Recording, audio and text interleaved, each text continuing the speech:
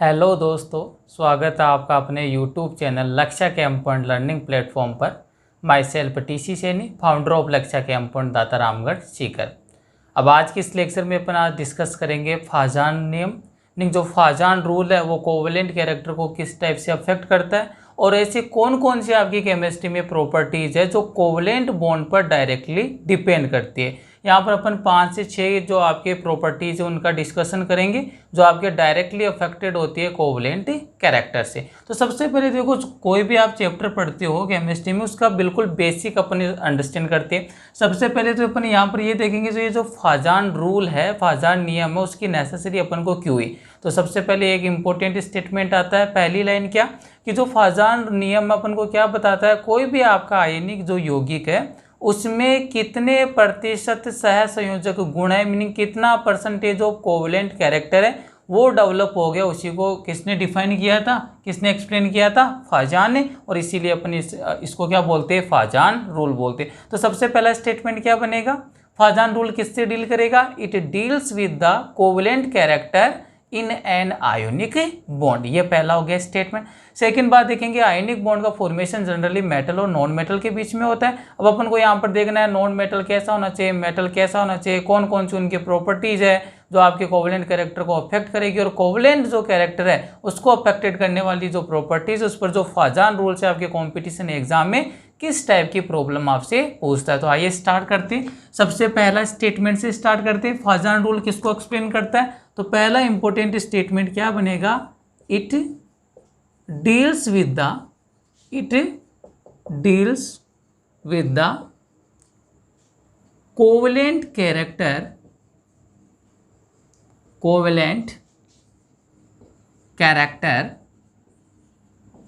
In an ionic bond,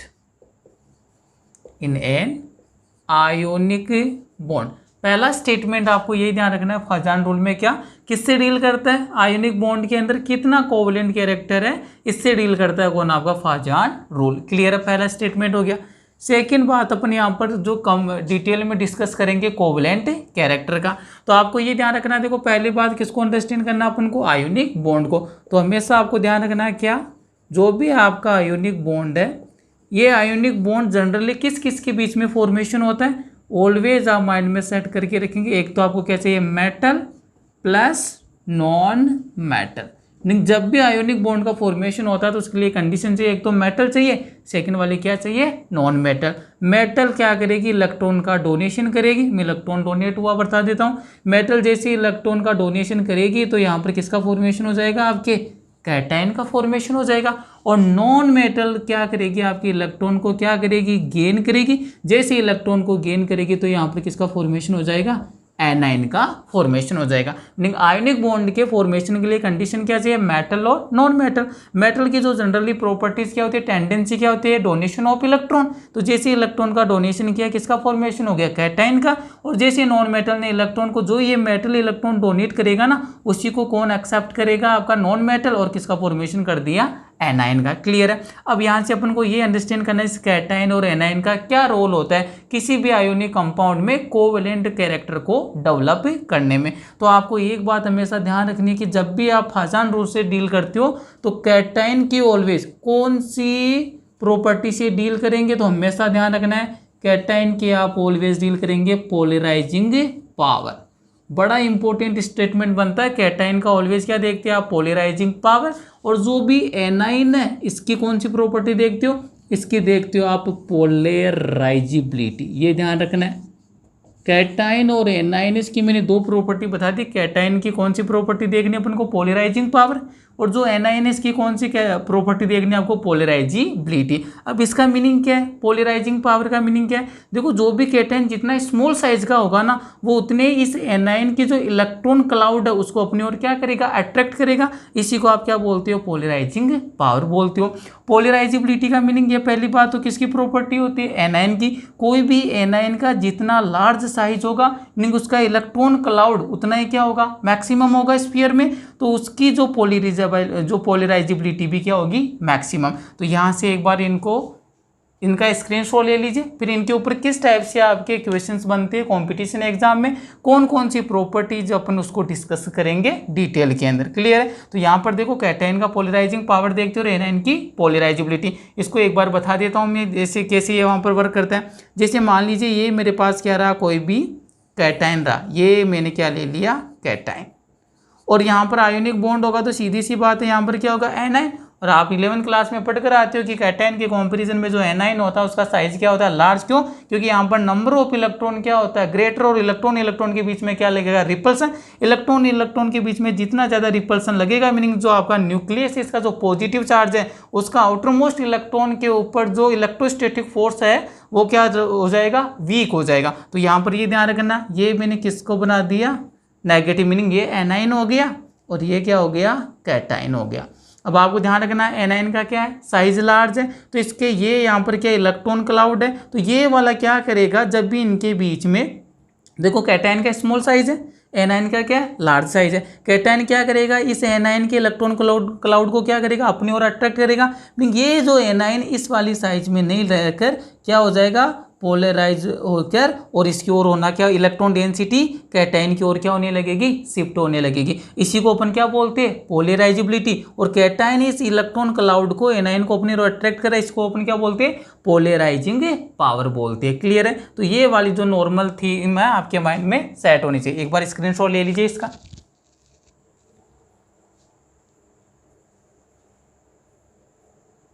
clear है। अब देखो यहाँ पर ऐसा क्या हो रहा है कि जैसे इस कैटायन ने इसके इलेक्ट्रॉन क्लाउड को अपनी ओर क्या किया, अट्रैक्ट किया, तो यहाँ पर जनरली किसका फॉर्मेशन हो जाएगा, एक ओवरलैपिंग जोन का फॉर्मेशन हो जाएगा। कैटायन और एनायन के बीच में आयोनिक बॉन्ड में कौन सा फोर्स होता है, इलेक्ट्रोस्टैटिक फोर्स ऑफ अट्रैक्शन। जैसे यहाँ पर इस वाले इलेक्ट्रॉन क्लाउड को अपनी ओर अट्रैक्ट करेगा, इसके बीच में क्या बन गया, ओवरलैपिंग जोन। और ये ओवरलैपिंग जोन बनने के कारण इसमें कौन से प्रॉपर्टीज आ जाती है, आयोनिक बॉन्ड में कोवलेंट कैरेक्टर आ जाते हैं। क्योंकि आपको अच्छे से पता है कोवलेंट बॉन्ड का फॉर्मेशन ऑलवेज ओवरलैपिंग से होता है, जबकि आपके जो आयोनिक बॉन्ड का फॉर्मेशन है वो किससे होता है, electrostatic force of attraction in between the cation and anion. Clear है। तो यहाँ से एक बार इसका स्क्रीनशॉट ले लिया होगा आपने। अब देखो यहाँ पर अपन डील करते हैं कि जैसे यहाँ पर क्या बनेगा, ओवरलैपिंग जोन बनेगा, तो ओवरलैपिंग जोन बनने से कौन से कैरेक्टर आ जाएंगे, आयोनिक बॉन्ड में कोवलेंट कैरेक्टर का डेवलपमेंट हो जाएगा। अब आपको यही सीखना है कि जो कोवलेंट कैरेक्टर है इस पर डिपेंड करने वाले कौन कौन से ऐसे फैक्टर हैं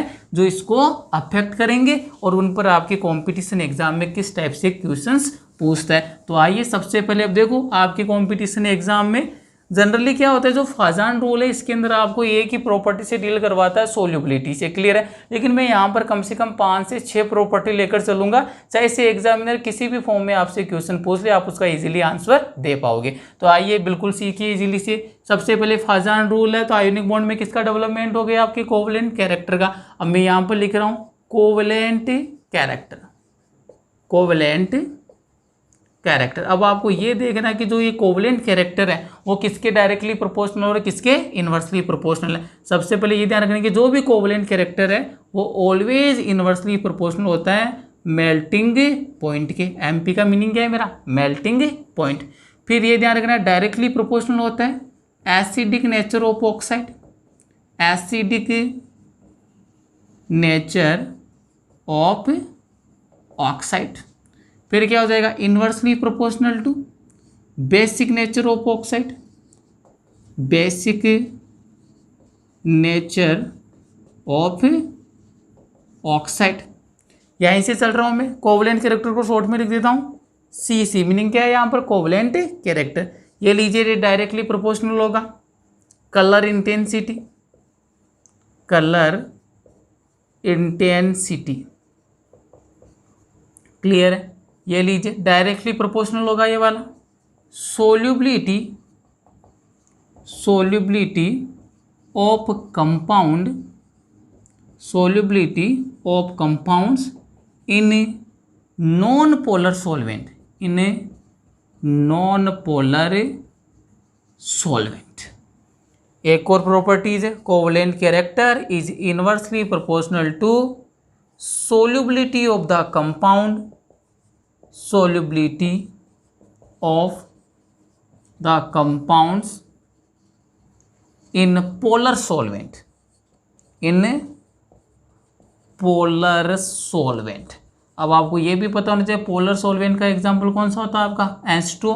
और नॉन पोलर सॉल्वेंट की बात करो तो यहाँ पर जो मैक्सिमम यूज में लिया जाता है कौन सा लिया जाता है CCl4 कार्बन टेट्राक्लोराइड। तो आपको ये ध्यान रखना है कि जब भी ओवरलैपिंग जोन बनेगा मीनिंग आयोनिक कंपाउंड में किसके कैरेक्टर आ जाएंगे कोवलेंट कैरेक्टर। और कोवलेंट कैरेक्टर है उनका जो एग्जाम है, अब देखो इनमें से कोई भी ऑर्डर पूछ सकता है, मेल्टिंग पॉइंट का ऑर्डर पूछ सकता है, जो भी आपके ऑक्साइड है उनका acidic nature, basic nature, solubility in polar solvent, solubility in non polar solvent और कलर इंटेंसिटी। बस आपको तो ये पता होना चाहिए कि ये कोवलेंट कैरेक्टर किस पर डिपेंड कर रहा है। अगर कोवलेंट कैरेक्टर का आपने ऑर्डर फाइंड आउट कर लिया तो इनमें से कुछ भी आ जाए आप उसको इजीली फाइंड आउट कर लोगे। तो ये रिलेशन आपको पता होना चाहिए किसके डायरेक्टली प्रोपोर्शनल है और किसके इनवर्सली प्रोपोर्शनल है। एक बार स्क्रीनशॉट लीजिए इसका।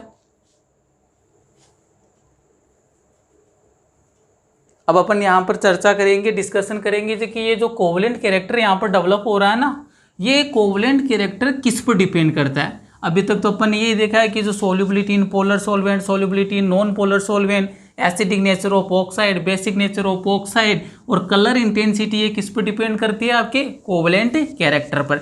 अब मैं आपको ये बता रहा हूँ कि ये जो कोवलेंट कैरेक्टर है ना, ये किस पर डिपेंड करेगा, कब कब जो आयोनिक बॉन्ड में कोवलेंट कैरेक्टर क्या आएंगे मैक्सिमम।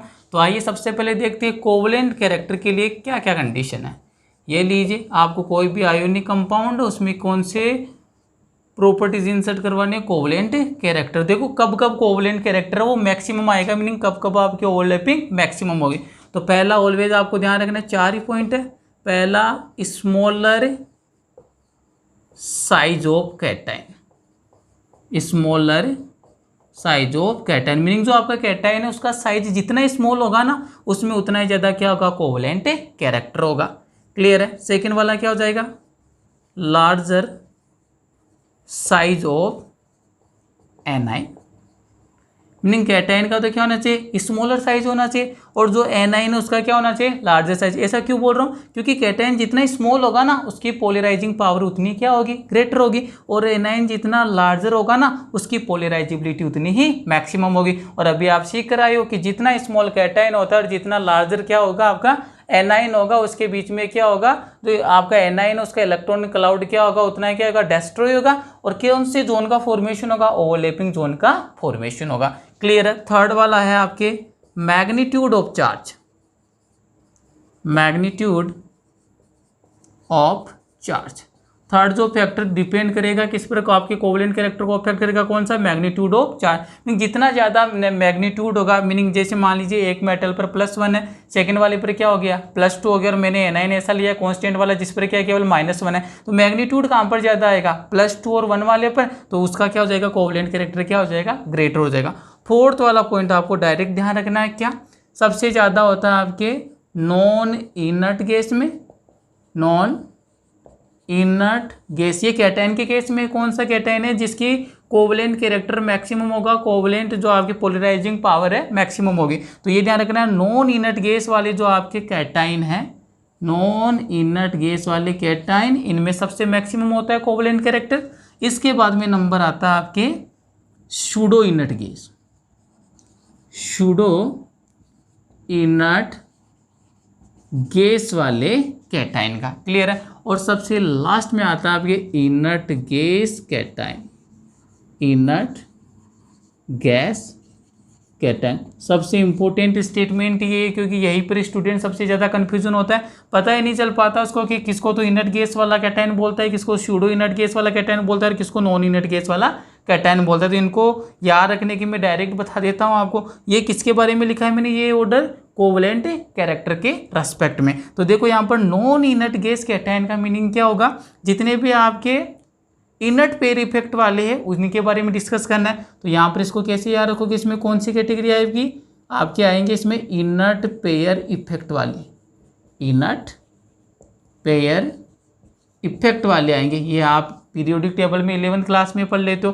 कौन कौन से एलिमेंट है जिनमें इनर्ट पेयर इफेक्ट लगता है। एग्जाम्पल के तौर पर मैं बता देता हूँ आपको, ये लीजिए जैसे हो गया आपका बिस्मथ Bi हो गया। क्लियर है।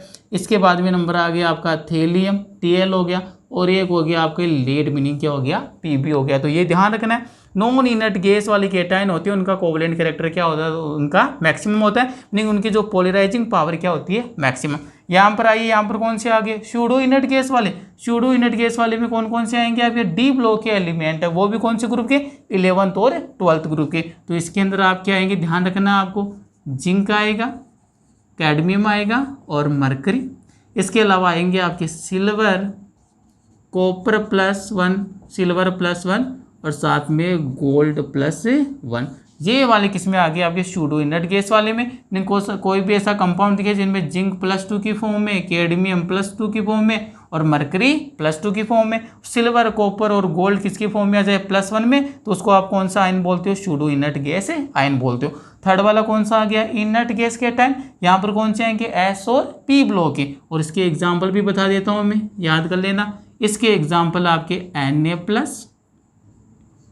Mg+2 और एक एग्जाम्पल हो जाएगा आपके Al+3। तो ये वाला सबसे इंपॉर्टेंट स्टेटमेंट बनता है कि कोवलेंट कैरेक्टर आपको कैसे आइडेंटिफाई करना है कि किसके अंदर मैक्सिमम होगा। सबसे ज़्यादा होगा आपका नॉन इनर्ट गैस कैटायन में, फिर सूडो इनर्ट गैस वाले में, फिर इनर्ट गैस वाले में। नॉन इनर्ट का मीनिंग कौन से एलिमेंट को आपको कंसीडर करना है, inert pair effect, P block में पढ़ते हो। कौन से एग्जाम्पल हो गए, बिस्मथ, टेल्यूरियम और लेड हो गया। फिर आता है सूडो इनर्ट गैस, इसमें कौन से आएंगे, डी ब्लॉक के एलिमेंट, कौन से ग्रुप के, 11th और 12th ग्रुप वाले, zinc, cadmium, mercury +2 oxidation state में और silver, copper, gold +1 oxidation state में। लास्ट में बच गया इनर्ट गैस के कैटायन, कौन से आते हैं, S और P ब्लॉक वाले। यहाँ पर याद भी कर लेना आप, इसमें कौन से आते हैं, S और P ब्लॉक के एलिमेंट आते हैं, सोडियम हो गया, मैग्नीशियम हो गया, कैल्शियम हो गया, एल्यूमिनियम हो गया। क्लियर है। अब एक इंपॉर्टेंट बात और बता देता हूँ, इनर्ट गैस जो कैटायन है इसके आउटर मोस्ट शेल में कितने इलेक्ट्रॉन होते हैं, तो ध्यान रख लेना, इनमें होते हैं आपके 8 इलेक्ट्रॉन होते हैं आउटर मोस्ट शेल इलेक्ट्रॉन में। सूडो इनर्ट गैस है, इनमें कितने इलेक्ट्रॉन होते हैं, इनमें आउटर मोस्ट शेल में इलेक्ट्रॉन होते हैं आपके 18 इलेक्ट्रॉनिक स्पीसीज होगी। और जो नॉन इनर्ट गैस वाले कैटायन है इसके अंदर आपके इलेक्ट्रॉन का नंबर कितना होता है, यहाँ पर इलेक्ट्रॉन का नंबर होता है आपके 20 के, ध्यान रखना आपके 20 इलेक्ट्रॉनिक स्पीसीज। तो डायरेक्ट आपको ऐसे भी ध्यान रखना है, ऐसे कोई भी कैटायन जिनके आउटर मोस्ट शेल में इलेक्ट्रॉन का नंबर कितना आ रहा है 20, वो कौन सा होगा, नॉन इनर्ट गैस वाला। कितना आ रहा है 18, कौन सा होगा, सूडो इनर्ट गैस वाले का। आउटर मोस्ट शेल में कितना आ रहा है 8, तो वहाँ पर कौन सा होगा, आपकी इनर्ट गैस कैटायन होगा। बस इतना सा है। अब इसके डायरेक्ट अपन बात करेंगे एप्लीकेशन पर। नहीं, कॉम्पिटिशन एग्जाम जैसे नीट हुआ, IIT हुआ, IIT JEM हुआ, उसमें किस टाइप से क्वेश्चन पूछता है, किस टाइप से प्रॉब्लम क्रिएट करता है, एक बार स्क्रीनशॉट ले लीजिए इसका।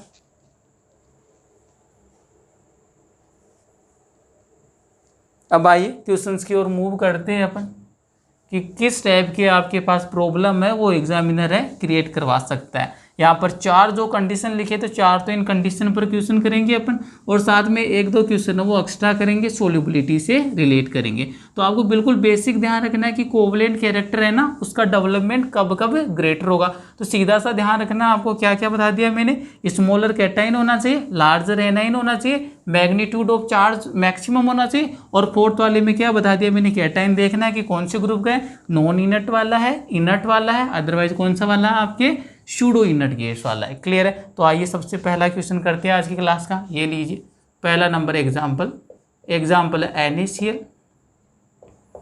KCl,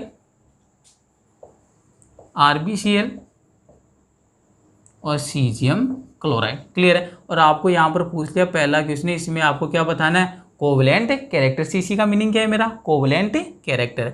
सेकेंड वाला क्वेश्चन देखिए, ये लीजिए AgF, AgI, AgCl और AgBr, ये हो गया सेकेंड वाला। और यहाँ पर आपको बतानी है सोल्यूबिलिटी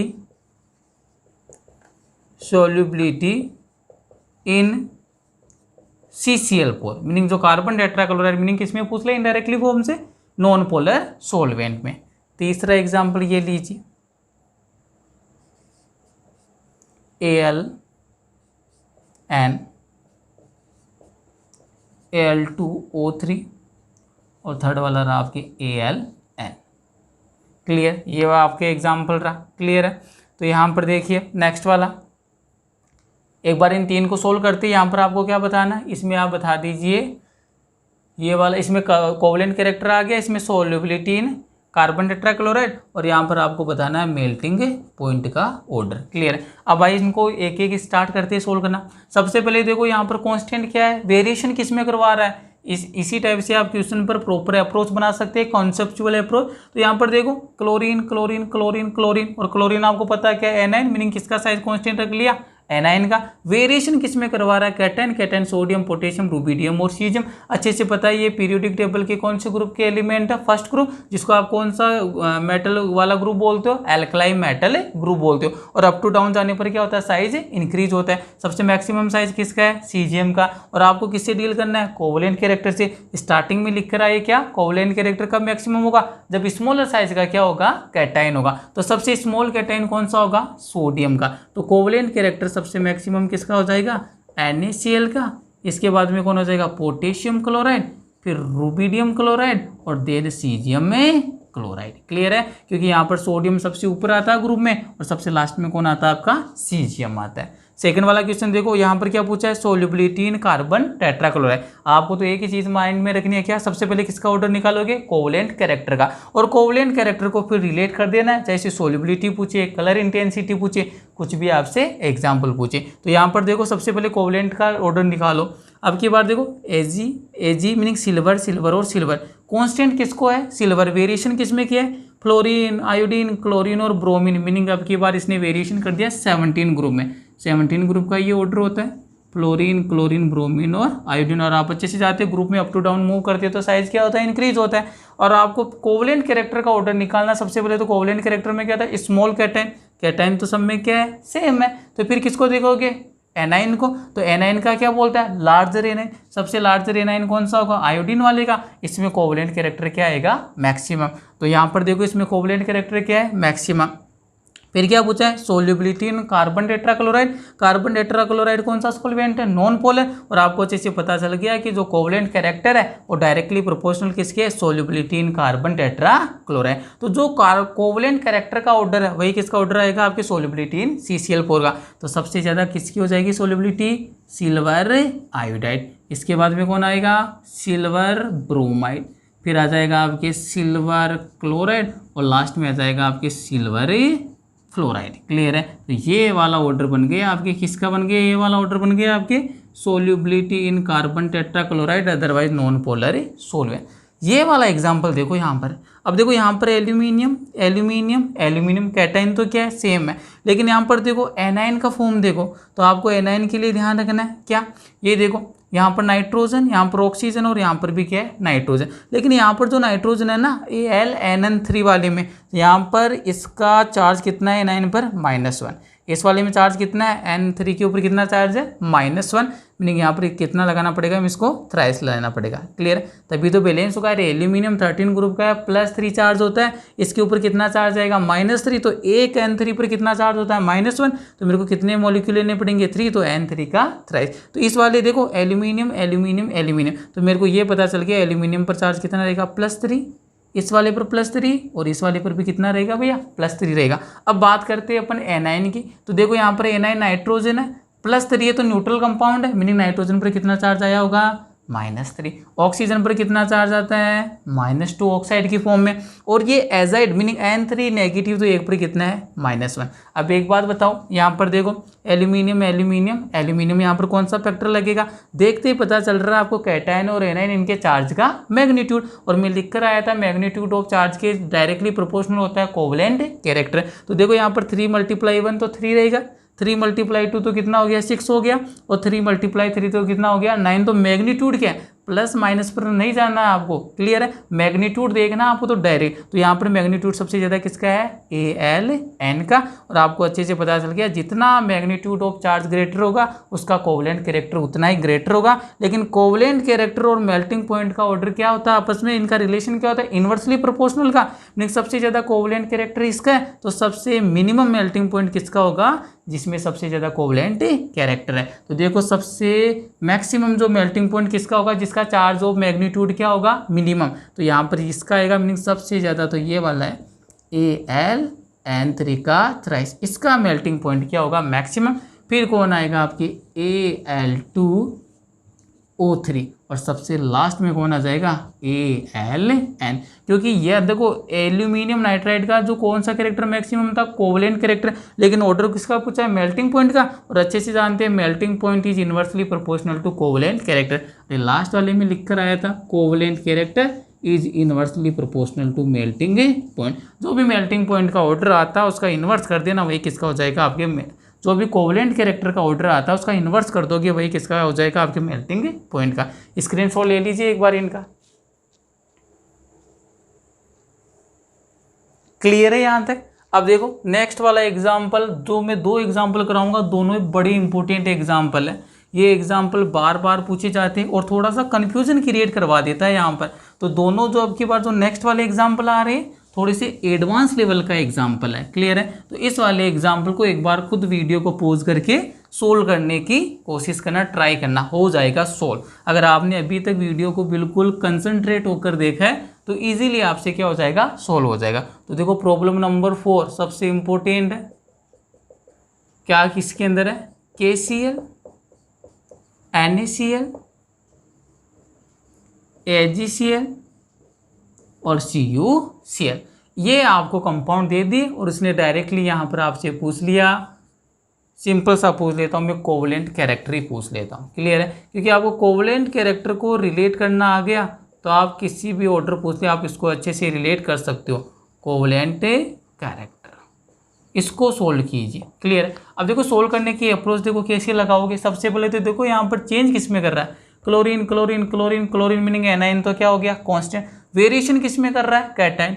यहाँ पर पोटेशियम, सोडियम, सिल्वर और यहाँ पर क्या आ गया, कॉपर। अब मेरे को पता है कि पोटेशियम और सोडियम दोनों तो कौन से एलिमेंट, कौन से ग्रुप के एलिमेंट है, फर्स्ट ग्रुप एल्काली मेटल के एलिमेंट है। मीनिंग कौन से, एल्कलाई, कौन सी मेटल है ये, पोटेशियम और सोडियम कौन सी मेटल है, एल्कलाई मेटल है। तो यहाँ पर देखो इनका साइज कैसे होगा, सोडियम, सोडियम के जस्ट नीचे कौन आता है, पोटेशियम आता है। मेरे को पता चल गया कि जितना स्मॉल साइज का कैटायन होता है ना उसका कोवलेंट कैरेक्टर उतना ही ग्रेटर होता है। यहाँ पर पोटेशियम और सोडियम की मैं कंपैरिजन करूंगा इन दोनों का, तो कोवलेंट कैरेक्टर ज़्यादा किस में होगा, सोडियम में होगा। क्लियर है। अब इसमें देखो इन दोनों की बात करता हूँ, सिल्वर और कॉपर। अभी मैं लिख कर आया था लास्ट वाली के अंदर, तो उसमें मैंने बताया था सिल्वर और कॉपर कौन से एलिमेंट है आपके, शूडो वाले। और मैंने आपको क्लियर बोला था कि जो शूडो वाले हैं ना, नहीं यहाँ पर देखो सोडियम और पोटेशियम किस फॉर्म में, सोडियम प्लस फॉर्म में, पोटेशियम भी प्लस फॉर्म में। नहीं Na positive, outer most shell में इलेक्ट्रॉन का नंबर कितना आएगा, 8। और 8 वाले ये कौन से हो गए, दोनों के दोनों इनर्ट गैस वाले।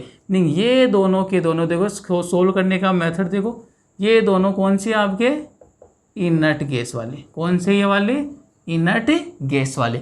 और ये दोनों को आपके कौन से, सिल्वर और कॉपर, ये दोनों हो गए आपके शूडो इनर्ट गैस वाले। कौन से हो गए, शूडो इनर्ट गैस वाले। तो अब देखो कोवलेंट कैरेक्टर की बात करते हैं, तो मैंने पढ़ाया है आपको क्या, सबसे मैक्सिमम किस में होता है, नॉन इनर्ट, फिर शूडो इनर्ट और उसके बाद में इनर्ट गैस। तो मेरे को एक बात तो यहाँ से कंफर्म हो गई कि जो भी कोवलेंट कैरेक्टर की बात करेगा उसमें AgCl और जो आपके कॉपर क्लोराइड है, इन दोनों का कोवलेंट कैरेक्टर ग्रेटर होगा किससे, इनर्ट गैस वाले से। क्यों, क्योंकि सिल्वर और कॉपर कौन से आपके शूडो इनर्ट गैस है, कैटाइन है। इसके बाद में नंबर किसका आएगा, या तो KCl आएगा, अदरवाइज कौन आएगा, NaCl आएगा।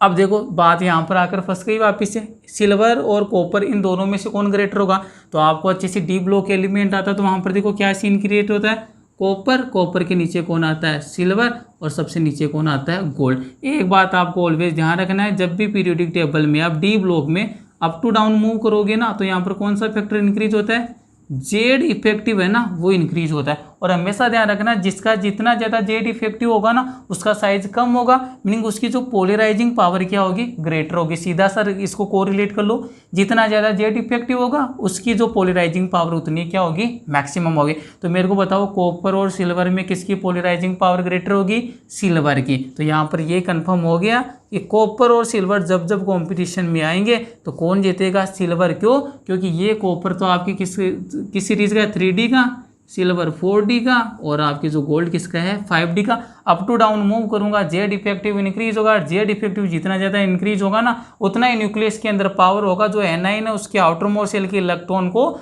डीफॉर्म करने का, मीनिंग उसकी इलेक्ट्रॉन डेंसिटी को क्या करेगा अपनी ओर अट्रैक्ट करेगा, डिस्ट्रॉय करने का। तो यहाँ पर ये ध्यान रखना है, तो ऑलवेज ध्यान रखना जेड इफेक्टिव किसका ग्रेटर है, सिल्वर का। तो सिल्वर जो क्लोराइड है इसमें कोवलेंट कैरेक्टर भी ग्रेटर होगा किसके कंपेरिजन में, कॉपर क्लोराइड। अब इन दोनों को इजीली सोल्व कर लोगे।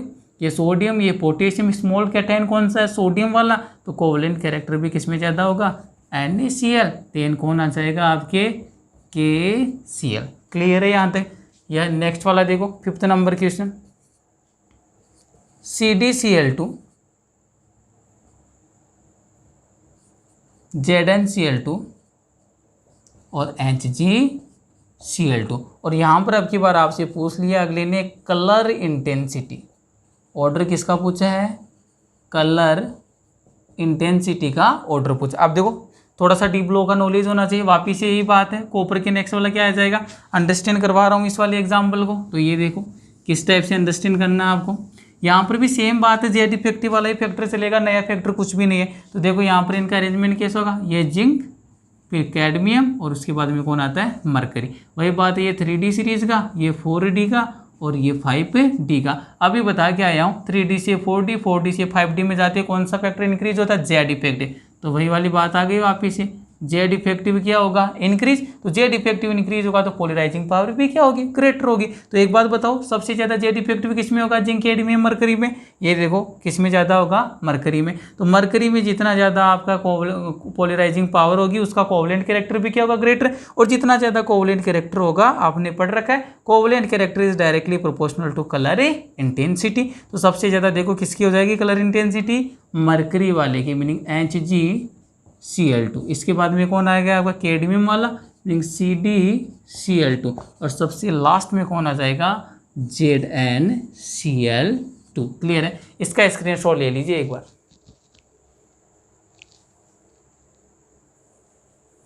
अब देखो एक लास्ट क्वेश्चन और सोल्व कर लेते हैं अपन, फिर ये आपके फाजान रूल से आपके कोई भी लेवल का कंपटीशन एग्जाम हो उसमें इसके अलावा कुछ नहीं पूछ सकता। जो मैंने आपको ऑर्डर बताया बस कोवलेंट कैरेक्टर का ध्यान रख लेना। बाद में कोवलेंट कैरेक्टर को चाहे सोल्युबिलिटी इन पोलर सॉल्वेंट से डील करवाइए, नॉन पोलर सॉल्वेंट से डील करवाइए, मेल्टिंग पॉइंट से डील करवाइए, किसी से भी डील करवाइए, आप उसका ऑर्डर इजीली बता सकते हो। अब देखो एक लास्ट क्वेश्चन कर लेते हैं अपन, ये लीजिए जैसे आपको ये एग्जाम्पल दे दिया PbCl2 CaCl2 और आपको एक दे दिया ZnCl2, ये दे दिया। और यहाँ पर आपको पूछ लिया सोल्युबिलिटी इन पोलर सॉल्वेंट। अब देखो सबसे पहले तो आपको ये ध्यान रखना कि कोवलेंट कैरेक्टर और सोल्युबिलिटी इन पोलर सॉल्वेंट का रिलेशन क्या होता है, इन्वर्सली प्रोपोर्शनल का। तो सबसे पहले तो आप क्या किया करो, इसका कोवलेंट कैरेक्टर का पता लगा लिया करो। कोवलेंट कैरेक्टर का जस्ट ऑपोजिट क्या कर देना आपको, सोल्युबिलिटी इन पोलर सॉल्वेंट कर देना। तो सबसे पहले देखो मैं ऑर्डर किसका निकालूंगा यहाँ पर, अगर इसको मैं सोल्व करना चाहता हूँ तो मैं यहाँ पर सबसे पहले ऑर्डर किसका निकालूंगा, कोवलेंट कैरेक्टर का। कोवलेंट कैरेक्टर आपको अच्छे से पता है। कोवलेंट कैरेक्टर के लिए देखो यहाँ पर क्लोरीन चेंज किस में किया है, कैटाइन में। एक जगह जिंक है, एक जगह आपकी कैल्शियम है, एक जगह क्या है लेड है। ये देखो लेड वाला कौन सा है, लेड वाला कौन सा है आपके नॉन इनर्ट वाला। तो बस हो गया आंसर आपका, ये कौन सा हो गया नॉन इनर्ट कैटाइन है। कैल्शियम वाला कौन सा होता है Ca+2, आउटर मोस्ट शेल में 8 इलेक्ट्रॉन। लेकिन ये वाला कौन सा हो गया आपके इनर्ट कैटाइन हो गया। कौन सा हो गया इनर्ट गैस कैटाइन। और ये जो लास्ट वाला है ना जिंक वाला, ये कौन सा होता है जिंक, मैंने बताया zinc cadmium mercury silver copper और गोल्ड। ये वाले कौन से होते हैं सूडो वाले होते हैं। ये हो गया आपके सूडो इनर्ट गैस कॉन्फ़िगरेशन वाले कैटाइन हो गए। क्लियर है, तो आपको मैंने ऑर्डर भी लिखवाया था। फोर्थ वाला पॉइंट अपना यही था, सबसे मैक्सिमम किसका बोला था अपन ने, नॉन इनर्ट का, फिर सूडो वाला का, फिर किसका बोला था इनर्ट का। तो कोवलेंट कैरेक्टर देखो सबसे ज़्यादा नॉन इनर्ट वाला कौन है PbCl2। इसके बाद में किसका आता है नॉन इनर्ट के बाद में सूडो वाला, ये रहा ZnCl2। और सबसे लास्ट में कोवलेंट कैरेक्टर किसका आता है, इनर्ट गैस का, तो यहाँ पर कौन आ जाएगा, CaCl2। लेकिन मेरे को क्वेश्चन में क्या पूछा है, सोल्युबिलिटी इन पोलर सॉल्वेंट। अब मेरे को पता है क्या, जो भी आपके सोल्युबिलिटी इन पोलर सॉल्वेंट ये क्या होती है, इनवर्सली प्रोपोर्शनल होती है कोवलेंट कैरेक्टर के। तो मेरे को पता है covalent character is inversely proportional to solubility in polar solvent, in polar solvent. बस हो गई आंसर। तो देखो यहाँ पर जो भी आपका कोवलेंट कैरेक्टर का ऑर्डर है इसको क्या कर देना, रिवर्स। तो रिवर्स करूंगा तो सबसे ज़्यादा सोल्युबिलिटी किसकी हो जाएगी आपके पोलर सॉल्वेंट में, कैल्शियम की। तो ये आंसर आ जाएगा CaCl2। देन कौन आ जाएगा आपके ZnCl2, और फिर कौन आ जाएगा आपके PbCl2।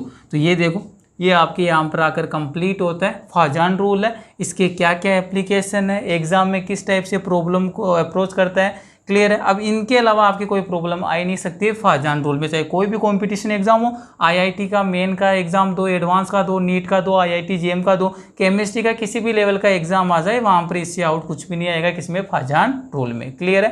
तो यहाँ पर आकर आपके फिनिश होता है फाजान रूल। अब मैं थोड़ा सा बता देता हूँ कि इसमें जो मेल्टिंग पॉइंट है वो डिक्रीज क्यों हो गया, क्यों हुआ है, क्योंकि जो देखो आयनिक कंपाउंड उसमें कौन सा फोर्स लगता है, इलेक्ट्रोस्टैटिक फोर्स ऑफ अट्रैक्शन लगता है। लेकिन यहाँ पर जैसे कोवलेंट कैरेक्टर आएंगे तो वो क्या हो जाएगा, इलेक्ट्रोस्टैटिक फोर्स ऑफ अट्रैक्शन क्या हो गया, डिक्रीज हो गया। जैसे electrostatic force of attraction decrease होगा उसका मेल्टिंग पॉइंट भी क्या हो जाएगा, डिक्रीज हो जाएगा। सेकंड वाली बात देखो क्या बताया था मैंने, कलर इंटेंसिटी।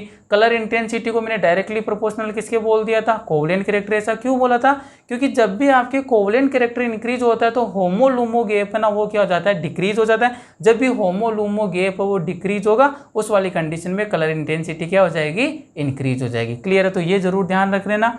आयोनिक कंपाउंड का मेल्टिंग पॉइंट तो डिक्रीज क्यों होता है, क्यों हो रहा था, क्योंकि वहां पर इलेक्ट्रोस्टैटिक फोर्स ऑफ अट्रैक्शन क्या हो गया था, डिक्रीज हो गया था। सेकेंड बात, कलर इंटेंसिटी कोवलेंट कैरेक्टर के डायरेक्टली प्रोपोर्शनल क्यों होती है, क्योंकि उस कंडीशन में जो भी आपका कंपाउंड है उसमें जो भी आपका होमो और लूमो गैप, होमो लूमो गैप है ये वाला गैप क्या हो जाता है, डिक्रीज हो जाता है। और जब भी होमो लूमो गैप डिक्रीज होगा तो वहां पर क्या हो जाएगा, कोवलेंट कैरेक्टर, जो कोवलेंट कैरेक्टर क्या हो जाएगा, इंक्रीज हो जाएगा।